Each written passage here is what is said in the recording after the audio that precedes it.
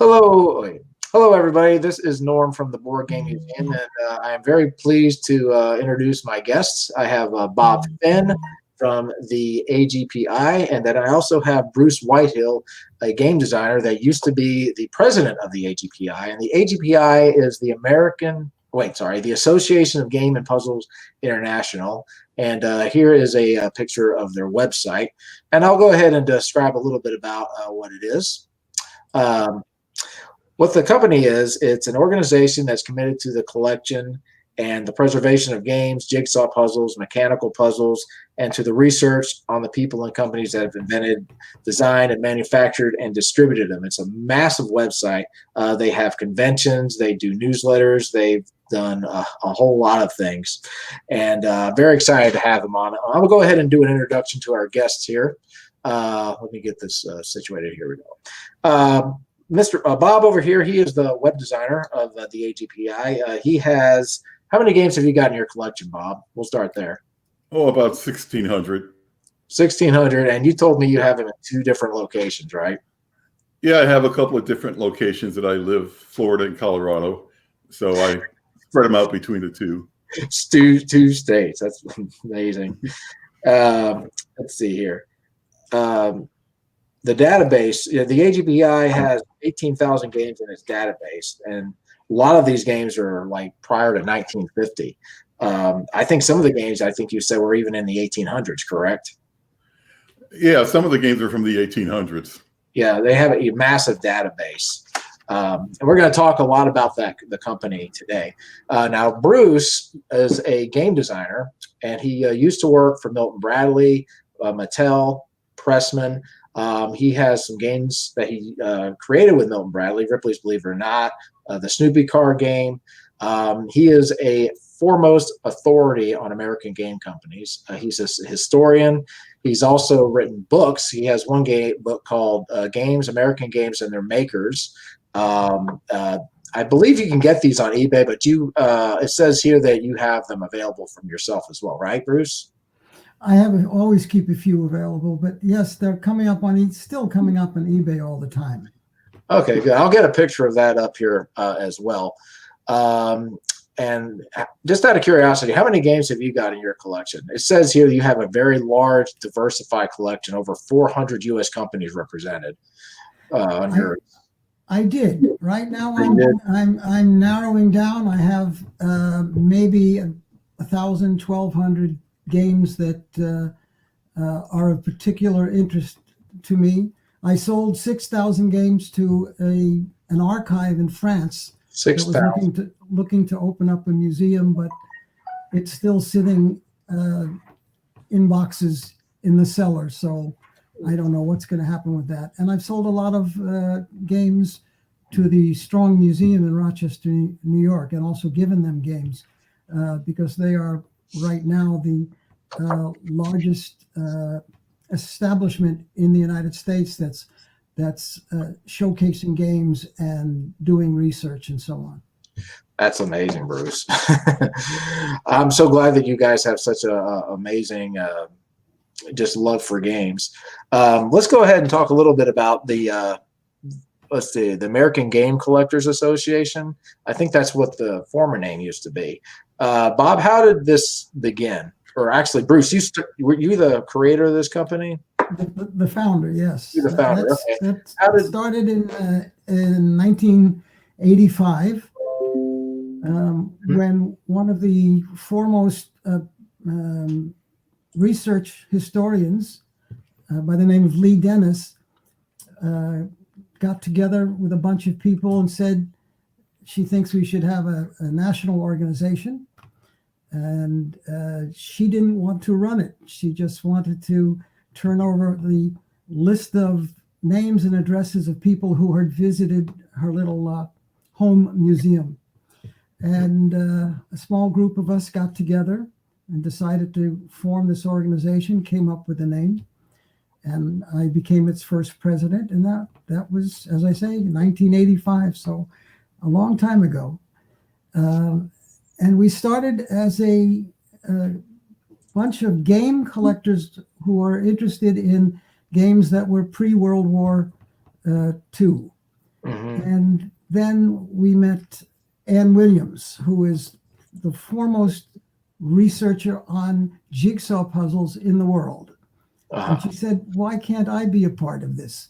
And we said, okay, so now we're sort of a games and puzzle organization, but we'll just call ourselves Games. And to make a long history short, we eventually did become from the AGCA, the American Game Collectors Association, to the AGCP, the American, I'm going to mess it up here, Association for Games and Puzzles. And then we changed it to the AGPI when we became international. So now we are the Association for Games and Puzzles International. Awesome. So what did you, here's a question. When this thing started to grow, is when people started to join, did you notice any kind of a particular, what's the word I'm looking for, a love that people had for games? Like when people started to join, they're like, oh my gosh, it's a place that I can go, you know, where people have the same interest that I do. Did it kind of like surprise you, like when people started to join and then the movement started to, I guess, gain steam?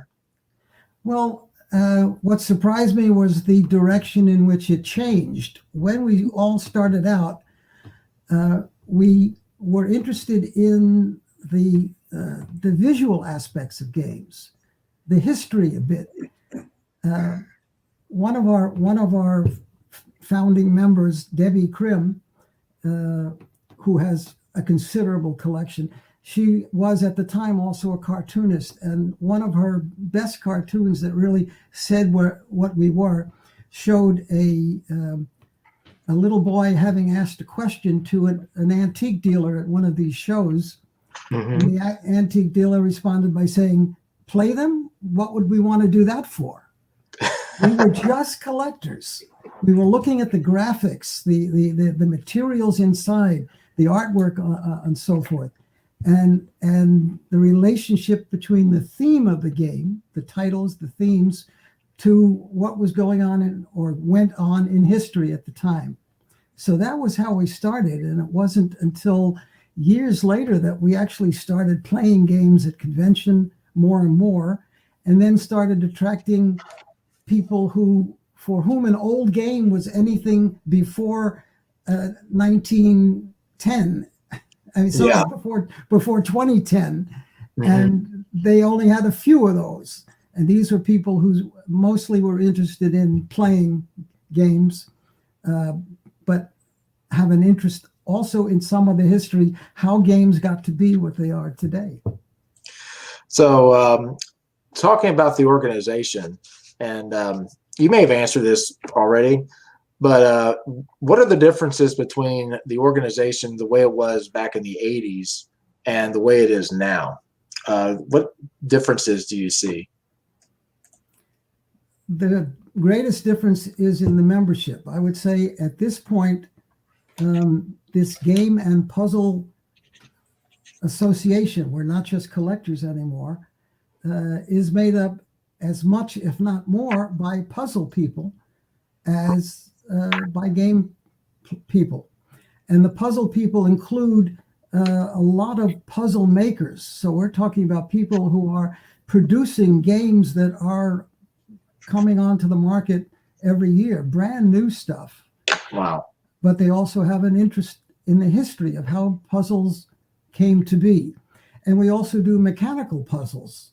We have mechanical puzzles collectors with people like Jerry Slocum, who is the world's foremost historian of mechanical puzzles, and he's written quite a few books on that. So we have a very varied membership now. Plus, as I said, one of the reasons for the last name change, we have the word international in our title now, and we have people from Germany and England and France and Italy and a few other countries who are joining or have joined the organization as collectors, as players, as people interested in the history. That's great. How many members do you think you guys have now? Boy, I don't know. I think close to 150 to 200, I would say. We've had up to 350, but I'm not the membership chair, so I don't keep track of it that closely. I got you. Well, I'm going to ask you, Bob. Talking about like being a member, what are some of the benefits of being a member of the AGPI? Sure. Basically, when you join, if you become a full member, you get 4 copies a year of our AGPI Quarterly. This is a magazine that has information about games and puzzles. It's in full color. All of the articles in here are written by members. And we've been producing periodicals for the entire history of the organization from 1985 to the present. And it's evolved over the years. We have all of our content on the website, so you get access to all the content of our archives. So we have a total of, I guess, I'm trying to see, I think 6 different periodicals that we've had over the last 35 years.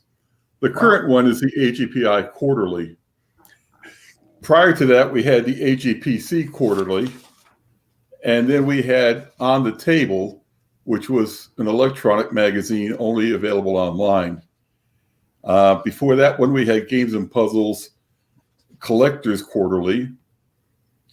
And it started out in the 80s with 2 publications, the Game Times, which was produced by Bruce for the first few years. And then we had Game Researchers Notes, which was notes on research that people had done on older board games. So total, if I want to give you some numbers, let me see. Sure. I guess we have about 150 issues online. 80 of them are in full color. The older ones were in black and white. Wow. We had that out there for the public, but we do not publish the latest 10 issues on the website for the public. If you want the most current issues, you need to be a member. Right. And the other benefits that you get is you get an invite to the annual convention that we hold each year. It's held somewhere in the U.S.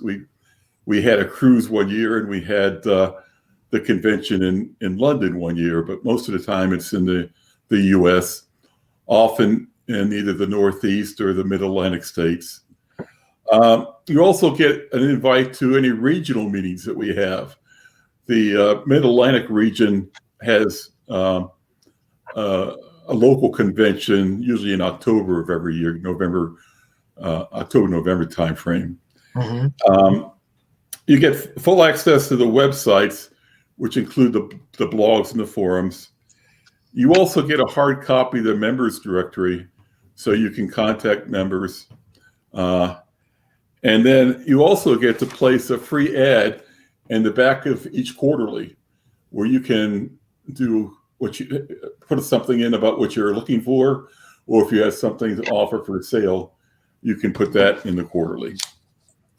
So that's kind of an overview of what's available when you become a member in the way of benefits.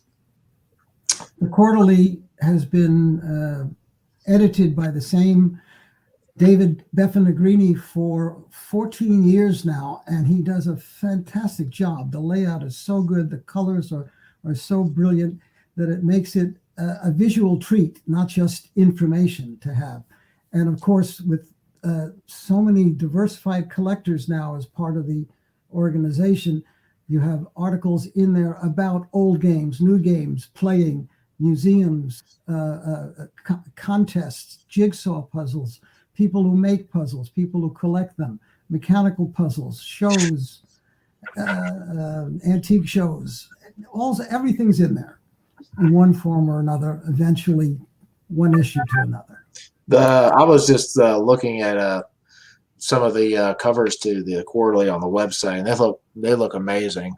Wow, beautiful artwork for sure. And I bet the content's just as amazing as well. Well, when you click on the covers, you'll go in and see it. It's in flipbook format, Yeah. and it's all indexed with OCR. So once you bring up a magazine, you can search for a word, and it will show you where that word appears on every page within that particular issue. So I like reading the hard copy, but you could read the same copy online in flipbook format. Yeah, let's see if I can flip here. I've got it up. I'm gonna just see if I can flip through here. Okay.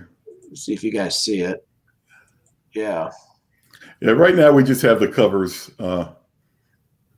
Okay. Okay. Yeah. Okay. I'll get to that. I'll try to see if I can flip through it later. I've got the page up.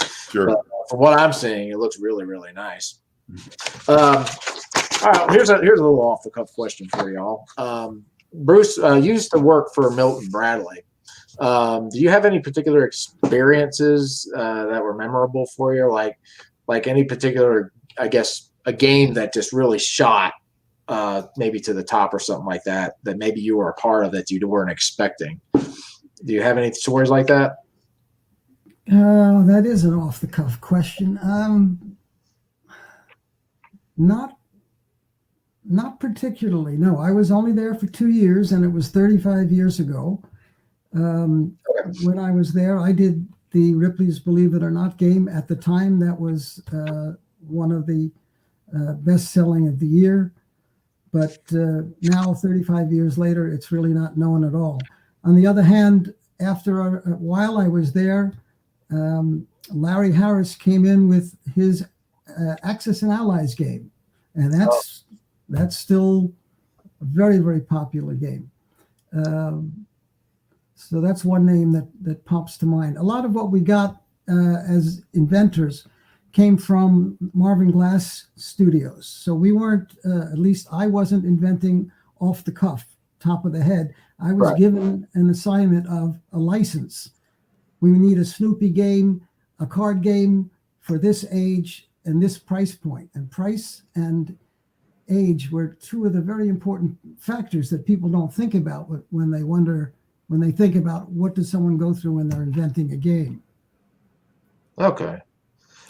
If people want to know more about Bruce's experience at Milton Bradley, on the AGPI channel, YouTube channel, we do 3 interviews for a total of 60 minutes devoted to the years that Bruce worked at Milton Bradley, and we show prototypes of what he designed and so forth. So that's very interesting if you're interested in learning more about Bruce and Milton Bradley. Yeah, and Bruce, so you're still developing games, correct? Are you still doing that right now? Yes, I much rather talk about my games that are on the market right now. Yeah, we'll definitely do that. That are hopefully paying the bills for 2021 as we go through the year. Yeah, we will definitely cover some of those things. All right, let me ask you a question, Bob. Is there a way to contact the AGPI members to regarding game collecting interests? Well, yes, you have. You get when you join as a full member, you get a hard copy of the AGPI directory of members, and in there, many of them put what their interests are, whether it's jigsaw puzzles or mechanical puzzles, board games, and the like. So you have contact information for them. If you also have email addresses, so you can actually log into the AGPI website, and everybody that's there you can contact, but not everybody logs into the website. So it's usually best to do it via email. And we have a listserv. We have a Google Groups email discussion. So if you have a question about something, or you want to discuss a particular topic related to games and puzzles, you can send it to the membership, and every member will get a copy of it in their mailbox. And then if you want want to talk specifically to that individual, you can take the discussion offline and just discuss it further with them. Or, you can keep it going with the group if it's something that a number of people are interested in discussing further. Okay, thank you. Yeah. All right, Bruce, here's a couple questions for you. Again, you have a book called Games, American Games and Their Makers, 1822 to 1992. What can you tell us about it? It was the first book of its kind, and as far as I know, it's still the only book of its kind that outlines the major companies that produce games in the United States. There's information about what was going on in Europe at the time and so forth, especially Germany and England. But basically, it's a book about commercially manufactured games in the United States. That's why the title says boxed games. These are all things that companies were making. And it was a different industry up until 1992. Now you have so many independent companies. You have people who aren't even companies. They're producing games via Kickstarter. So it's a new market now. Everything has changed a little bit. But the book is most noteworthy for its explanation of the companies that existed and what they gave to the industry, not just the Milton Bradley and the Parker brothers, but the early ones like the McLaughlin brothers and some of the newer ones, and those whose names that seem to be quickly forgotten, like Selchow and Ryder, the people that brought Parcheesi and Scrabble, and were in business for 119 years. And yet it was one of those names that never really caught on with the public, Selchow and Ryder. Yeah, they made a lot of different types of Scrabble games too. We had like a vertical Scrabble game, and they made a lot of different variants of Scrabble that I don't think a lot of people even know about. No. We got a question for you, Bruce. What games has Bruce recently developed? I was actually going to ask you this one too. Oh, well, thank you, Sue P. Most of the games that I've been doing I'm living in Germany now, and so most of the games I've been doing have been through German companies and have not had much, if any, exposure in the United States. But my latest game actually was done for university games in the US and has not been brought to Europe yet, and that's called Underwood Cellars. And it's one of these case file games, like a cold case, where you can solve it alone or with a team of people, and all you're given is a box full of material, letters, notes, pictures, and so forth, from which and an opening letter saying this is a crime that has been put on hold, or the detective retired, or it was a cold case and nobody has looked at it for a while, but we need to reopen the file. Can you solve it? And it's like somebody dumping something on your desk and saying, here, go through this and see if you can find out who was responsible for this murder 3 months ago or 30 years ago. Huh. What was the title of the game again? I'm going to try to show it on the Underwood Cellars. Underwood Cellars. It's a strange name. I didn't come up with that. It's the name of the company that this victim owned. Oh, okay. A winery in Napa, California. And it's set in Napa with press releases and other information about real places and real things in the area. Underwood Cellars. Okay. I think this might be it. Okay, that might be it. It's a little picture of it. Does that look like it? Yeah, that's it. That's it. You can see there are at least 50 pieces of information, photographs, documents, police reports, FBI reports, press releases from newspapers. So lots of information to sift through. You're not given, it's not like a normal game where you say you have to start at point A and get to point B, and here's the road. This is, here's a pile of things, go through this and that's see what you come up with. Wow. Underwood Cellars. All right. Check out Underwood Cellars, folks. That looks very impressive. Wow. I have two puzzles that just came out too. They're mystery puzzles, so you're given a 10-page booklet to read. Mm-hmm. These are from Bepuzzled, a well-known company for its mystery puzzles. And after you read this 10-page whodunit, then you put the jigsaw together, and the solution to the mystery is visible in the jigsaw puzzle when it's completed. Oh, that's. These are two Agatha Christie themed puzzles: The Orient Express and Murder on the Nile. All right. Sue was wanting to know. I'll just get this real quick too. Where you could find them, Underwood Cellars. Is it available on Amazon? Or? Yeah, it's at Amazon and excuse me, a lot of the major stores, Walmart. I'm going to have to let Bob speak now. I'm losing my voice. That's okay. Take a break. Okay, Bob. Talking about the AGPI, are there any type of volunteer positions available, like writers, technical skills, or social media, if anybody would be interested in helping out? Sure. All of our positions are volunteer. We're a nonprofit organization, and we literally wouldn't exist except for the people that volunteer for everything. So if we try to leverage people's skill sets and what they enjoy doing. Bruce is a wonderful writer and has written beautiful pieces for the magazines over the years. We also have Ann Williams and others. So if you enjoy writing and want to see your articles appear in print, joining the AGPI is a good way to get there. Everyone's interested in what's going on in puzzles or what happened years ago in the games or puzzles industry.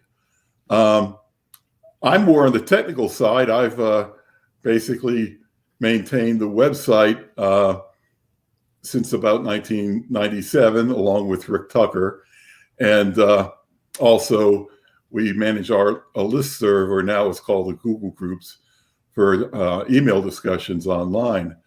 But I don't want to be doing this until I'm 90. So I'm all for new members coming on board and helping out on the technical side.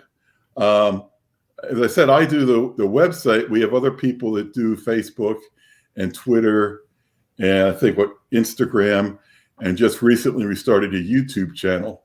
But if you have an interest in pitching in and help on that, that would be great. We're trying to encourage younger people to join. I've been with the organization for about 27 years. Bruce has been, there since the beginning. So I think that bringing in a new generation of members is something I'd like to see happen. Yeah. And it doesn't matter what kind of games you're interested in. I know, Norm, you're interested in a lot of 3D games. And yeah, just a little bit. And I don't have any 3D games in my collection.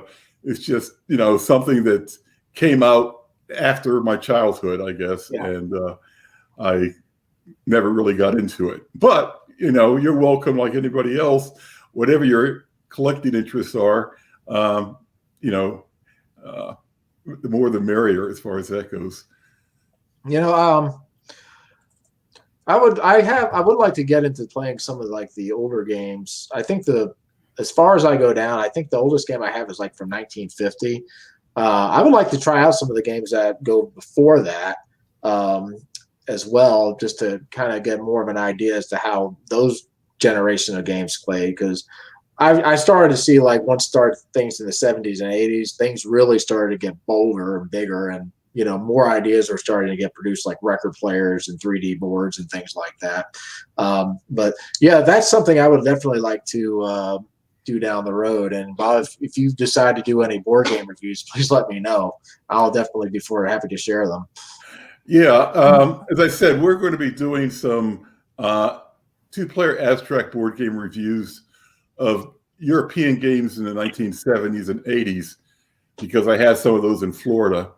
But what I'll do is I'll send you a link, Norm, of my collection, which you can post, on the YouTube channel. So people can go there and look at the collection on Board Game Geek. And if you see a game that you're interested in getting reviewed, just, go to the AGPI website to contact us and tell us what your interest is when it comes to a board game you'd like to see reviewed, and we can go ahead and do that. I've got games going back to the 1800s and plenty of games from the 30s and 40s, as well as going forward from there. Okay. I sure will. Go ahead. I want to point out that when you mentioned not too many games that you've played before 1950, there are certain classic games that existed before that time. But as a player and collector, I'll tell you that I rarely play anything before 1950 because the games weren't like they are today. They're the ones that have lasted for hundreds of years, from like chess and checkers and Chinese checkers, which is since the 1880s. These games still are fun to play, but all the new stuff is really new. It's just that. It's stuff that's been invented to play with a certain kind of strategic interest in where the game goes, how to play it, how to reach the end.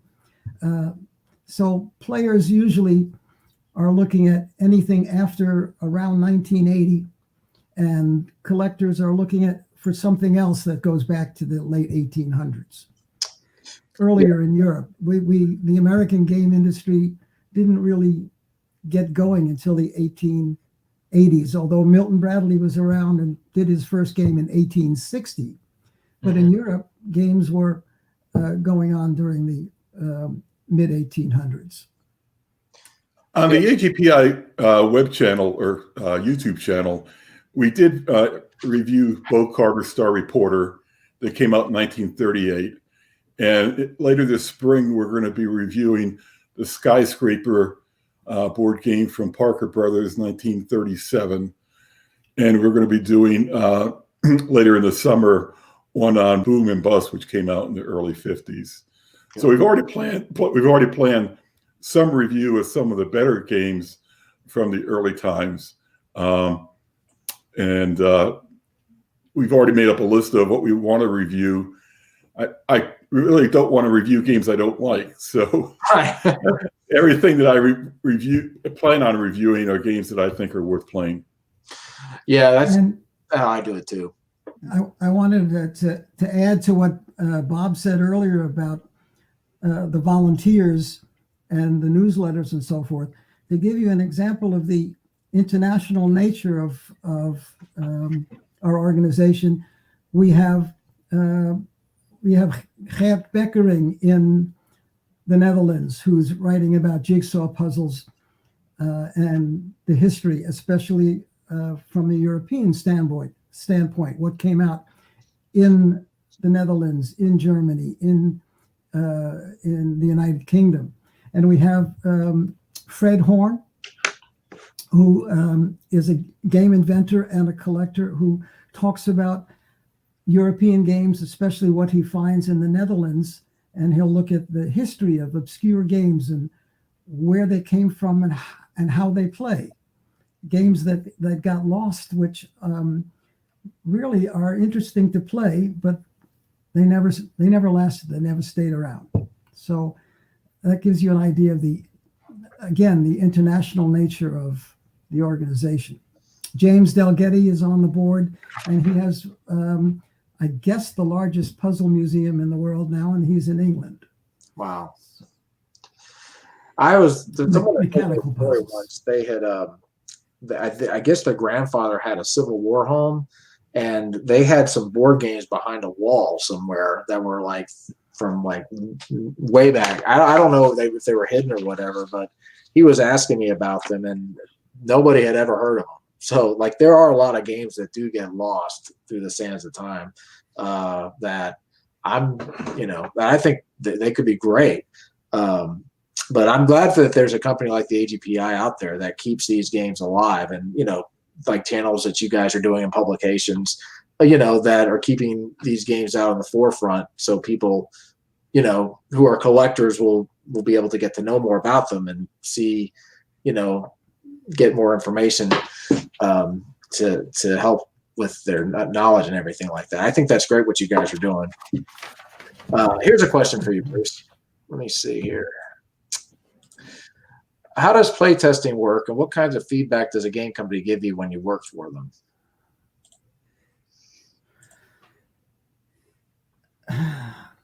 When I think of playtesting, I think of the process that I go through when I invent a game, and I have to find playtesters so that I know the game I have is ready to present to the company. Once the company gets it, then they have their own set of playtesters. So when I was working at all the companies I worked at for a while, Parker, Bradley, Pressman, Mattel, I never did any playtesting because that was in another department. The idea of playtesting is to reach as many ages as possible, unless your game is specifically for one particular age group only, to see what kind of reaction you get from younger people, from older people, from experienced players, from people that are, we say, family players. They just play family games.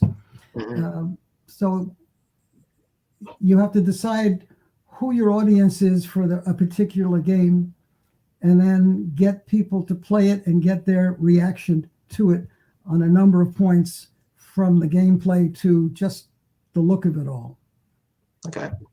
Did I answer the question? I forgot what it was. I think you did. He was asking about play testing and what kind of feedback a company gives you.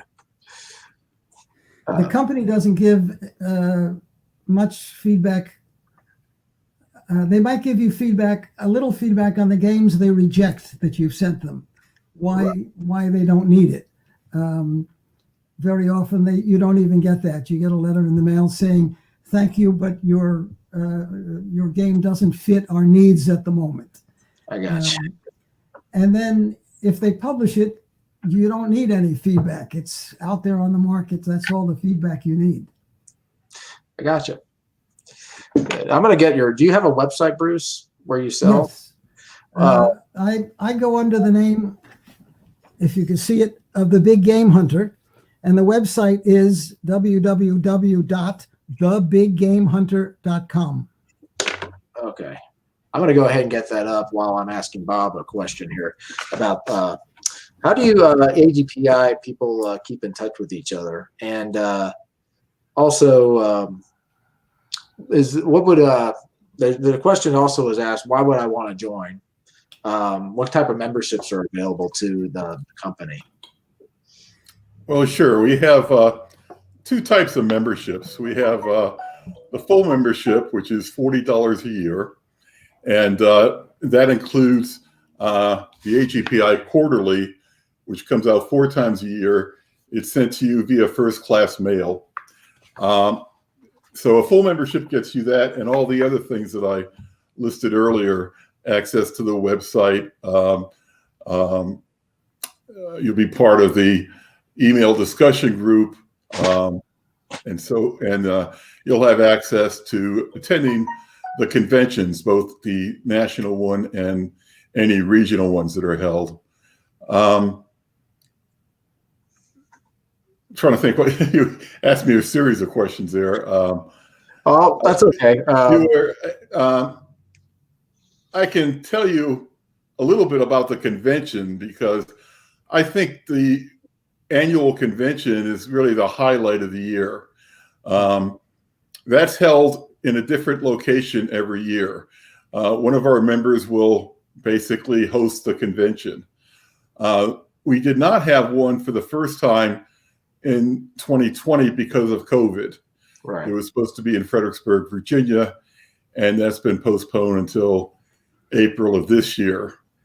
We may have to postpone it again, in which case we'll do a viral convention online. But the one we held before that was in Denver, Colorado, and I hosted that convention. And the conventions typically are 2.5 days long. It's a Friday, Saturday, and half a day Sunday. Mm-hmm. And then the Thursday is considered a pre-convention day. And on the pre-convention day, it's a day to get together and visit and go on a sightseeing tour of the area. So in the case of the Denver convention, we went up to Red Rocks Park on the west side of town, went up to Lookout Mountain and Buffalo Bill's grave. We went to Golden, Colorado to the Coors Brewery. And then we went to, we did a narrow gauge railroad museum tour. And then that evening, we went to the Board Game Republic, which is a games cafe, where we had dinner and we had a selection of 800 games to choose from. So we played games and puzzles into the night. Wow. So that was the pre-convention day on Thursday. When the convention started on Friday, we went to 3 different places in the Denver area. We went to Boulder, Colorado, to Liberty Puzzles, who manufactures the largest number of laser-cut jigsaw puzzles in the world. Chris Worth, one of our members, gave us a tour of the factory, and that was very interesting. Then we went to a place over in Henderson, Colorado, where a fellow had the largest collection of Ouija board games in the world. And we got to see his Ouija board collection. And finally, we went over and saw Keegan Schaefer, who makes wooden puzzle boxes in a fashion similar to what the Japanese do. They're beautiful boxes. Each box costs several $100s a piece. But we were able to get into his workshop and see how he produces these puzzle boxes. That evening, we had a dinner, and Chris Worth from Liberty Puzzles gave a presentation on how he founded the company back in the early 2000s, and also talked about the game collection that he has. Wow. Going to Saturday we had 3 speakers. We had the folks from Joyful Nook, which is a wooden puzzle maker in Durango, Colorado, that's only been around for a few years. And they talked about their company and what their philosophy is when it comes to jigsaw puzzles and the like. We also had a game developer from Denver, Mike Fitzgerald, who's invented a number of games. I'd say most notably the Mystery Rummy card game series, but he's done a bunch of other ones as well. And he spoke about the games that he's created, and how he designs games and puzzles. And we also had a speaker talk about the Ouija boards and the history of Ouija boards. That evening, we had a banquet, and we honored John Ellerby. John Ellerby is an original charter member, and he's the only one that's been to all 35 conventions. So we honored him with the plaque, and we looked back at 35 years of photographs of him at conventions.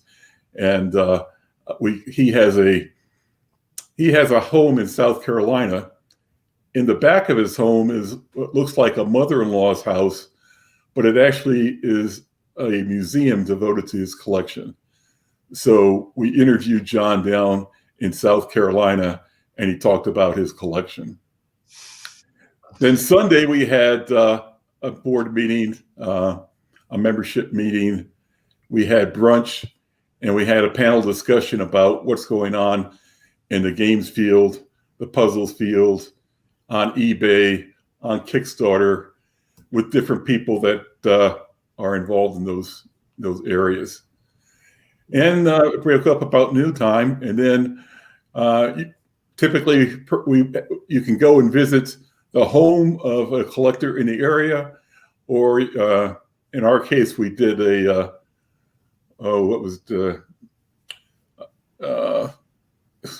it's a puzzle room. I can't remember the name of the thing, but you can go into a room and you have 60 minutes in which to solve the puzzles and escape. It's called an escape room. Yeah. Yeah. So it's a pretty full agenda, but that's a typical agenda. Wow. Each one varies, but it's a fun time. And it's the people that really make the convention. You know, we all know one another. We look forward to going every year. And it's a good time. And then we do play games and puzzles in the evenings after the regular events have finished.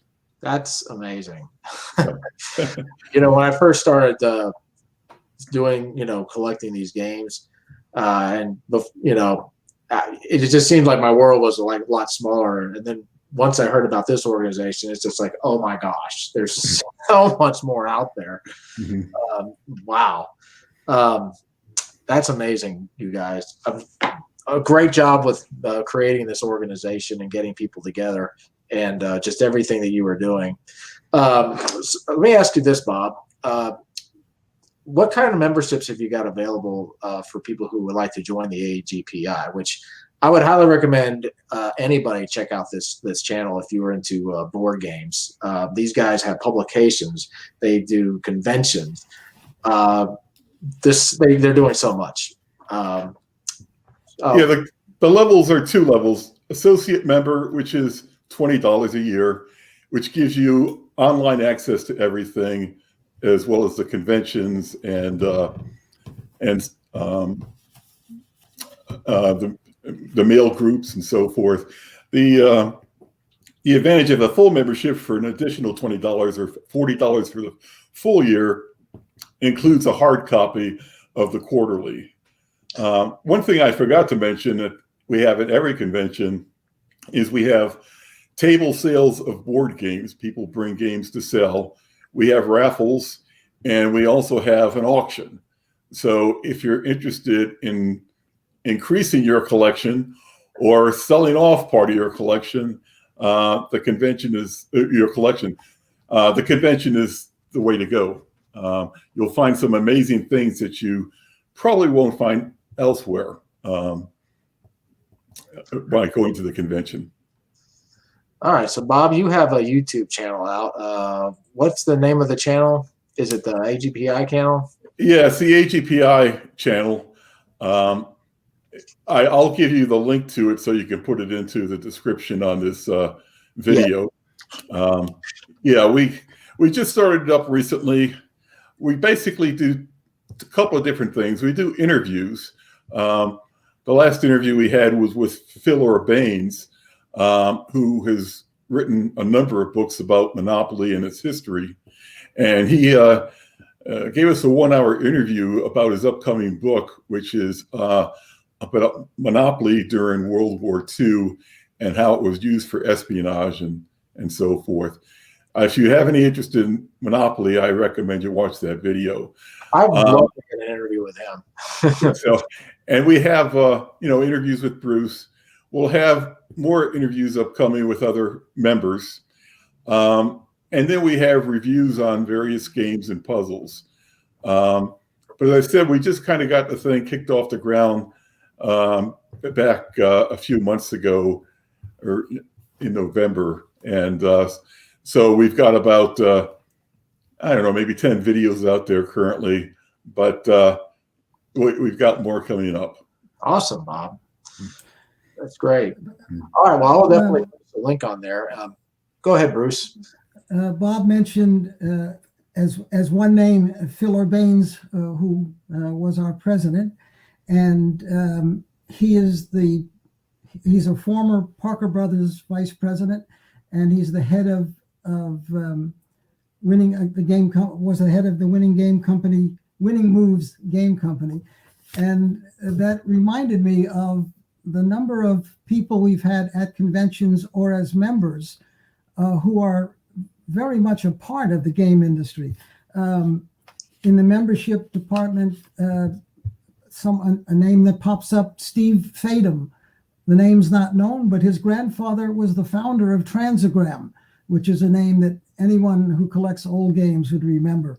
Yeah. And I need to look at notes here. We have Will Shorts, the puzzle editor for the New York Times, as a member.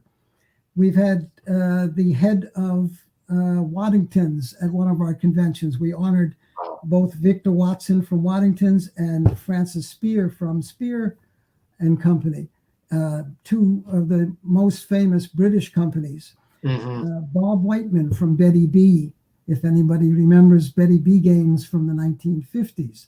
You often see some of those coming up on eBay all the time.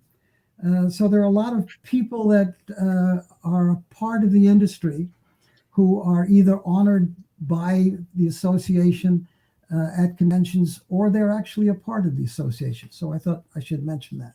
Yeah, thank you. Yeah. By the way, Phil Urbains came out with a book here the past year called Tortured Cardboard. And the book goes back and looks at the origins of some of the biggest games ever invented, such as Monopoly, Scrabble, Trivial Pursuit, and talks about how they were developed in the history of the game and why it survives today. And there's also another guy in there that you have to try to figure out who he is, and he's not exposed until the end of the book. But I think if you're looking to read a fun book about the games industry and its history, I would recommend Tortured Cardboard by Phil Urbains. It's two guys traveling around the world discovering the people making games as they made it. There's a little bit of time travel in the theme of the book, and the companion of Phil Urbains is the games gnome, and I won't tell you who it is. Okay. I'm going to go to your page, Bruce, the Big Game Hunter Collectors here. Just letting people know Bruce's games. Are there any games in the works that you are currently working on? I'm always working on stuff that who knows what will happen. All right. And I do have a contract to do 2 more mystery games for university games in the next year. 2 more mysteries. Okay, great. And one of them, in fact, the title to look for, it'll be coming up, Mile High Murder. Murder on an airplane where it's not too easy to get in and out while it's flying. Bruce is a pretty busy guy. In addition to designing games, he also translates rules along with his wife, Sybil. So they translate them from German to English. And also they translate for a magazine over there in Germany as well, from German to English. So he's a pretty busy guy, unlike myself. Sybil does the translating, my wife. I could be here I could be here another 40 years. I won't learn this language. Just enough to go shopping. That's it. So I just edit what has been translated.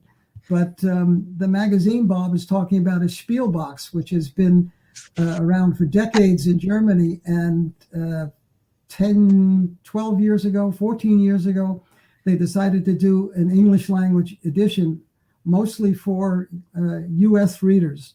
And Sybil has been the chief translator for that from the German edition into the English edition. And I write for them occasionally. So that you can find in the United States, Spielbox. Spiel meaning play or game in German. It's a good magazine to get if you're interested in what's going on in the Euro games, especially the heavy Euro games. They cover them all.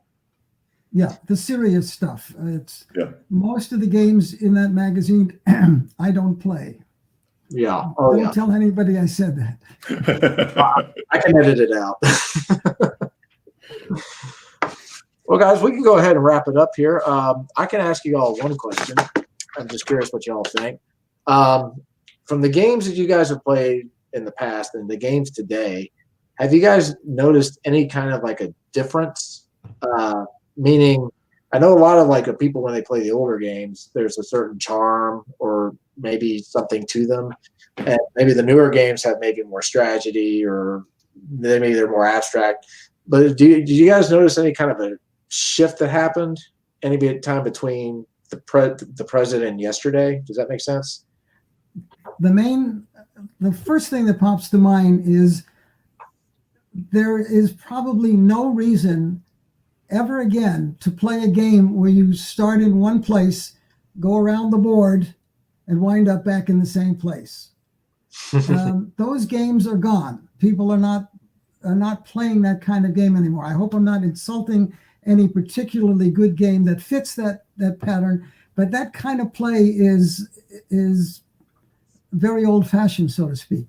Monopoly will live forever. There are Monopoly lovers. The rest of us hate the game, just going around in circles.